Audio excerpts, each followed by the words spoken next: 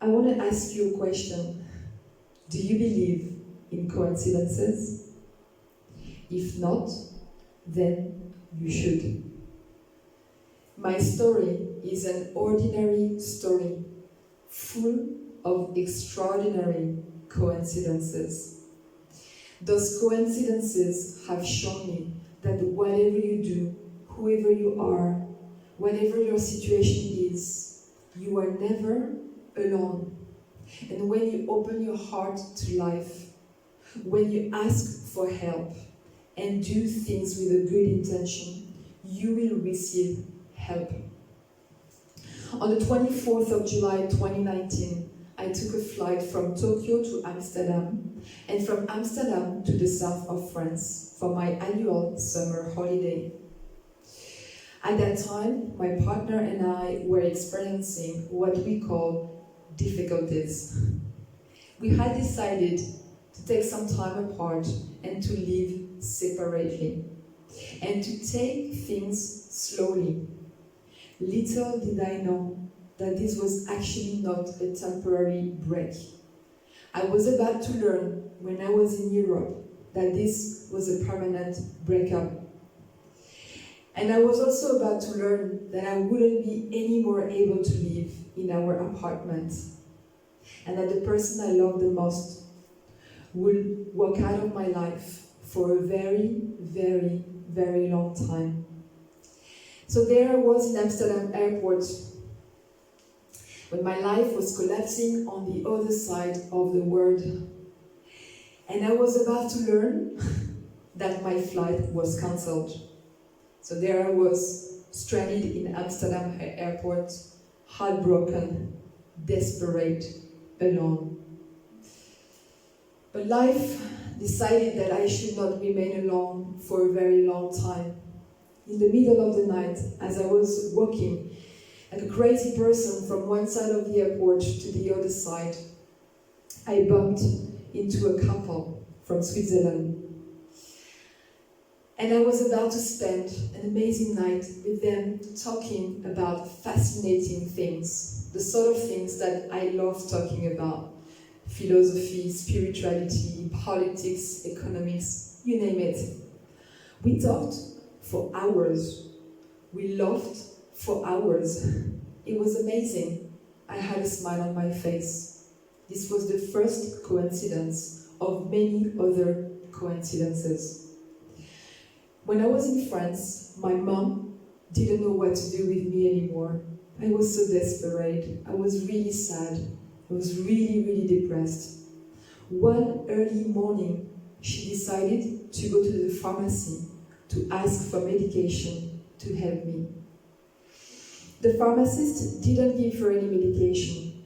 She gave her a telephone number. You must be wondering, what is this telephone number about? And that's exactly what I asked my mom, or what I told my mom when she gave me the telephone number. And when she said to me, this was the number of a sort of spiritual healer. At that time, I wasn't really open-minded on that spiritual side of things. But I thought, you know what? I'm just going to give it a shot. I'm going to call that person and book a session for like an energy healing session.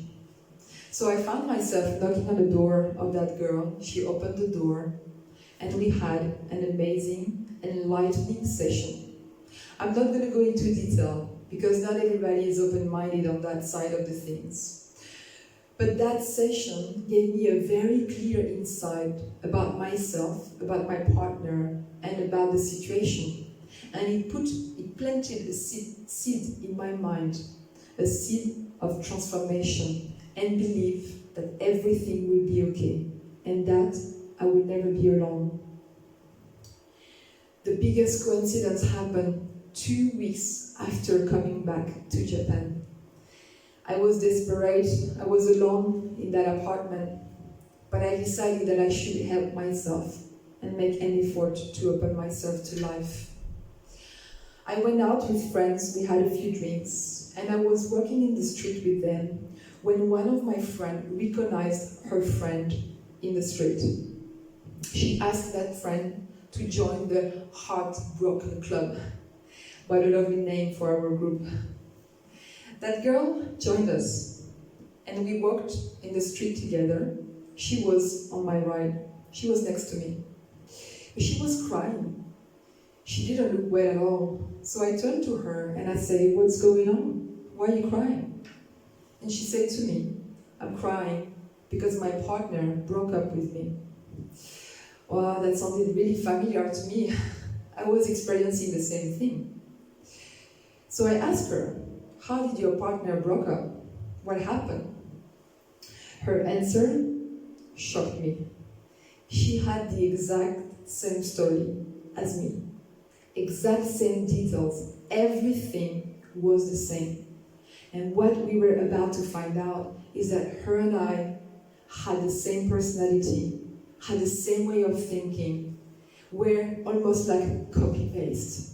On that evening, we became almost best friends. We spent for almost a year, almost every week together chatting, going for dinner, talking about our life, trying to understand our ex-partners, trying to understand ourselves. What was amazing is that nothing of that was planned. All these people that I met were absolutely amazing, and all of them will show me a little bit of light in my journey. A few weeks after, again, I was on the street. I was praying. I was like, "God, I have to leave this apartment. I don't know where to go. I'm desperate. Please help me." I found a place, a share house, where there were 45 people living. I moved in. I didn't know what to expect. I just had asked God to help me. I moved in, and I met the most incredible people I could ever meet. Each and every single person in the house where I'm still living now is absolutely amazing. They're caring, they're sensitive, and we spend many, many days and evenings talking together, dancing, partying, chatting for hours until the sunrise sometimes. We will spend incredible moments together. Those people and all the people I met, all these coincidences have saved my life. What I want you to see is that when you ask for help, and even maybe when you don't ask, there are things around you for you to see. You are never alone. And I just want to take the opportunity as well to thank all the people that I met in my journey. All of you out there have really changed my life. I am the person I am today thanks to every single person I have met. There are many more coincidences and many more people I met, but that would take me hours to talk about, or perhaps a book. I want you to find the strength to put yourself out there. When you don't want to go out, try to go out, to meet your friends, to walk into a shop, to grab a coffee with someone. You never know who you are going to meet on that day. You never know what role that person will play in your life. Thank you very much.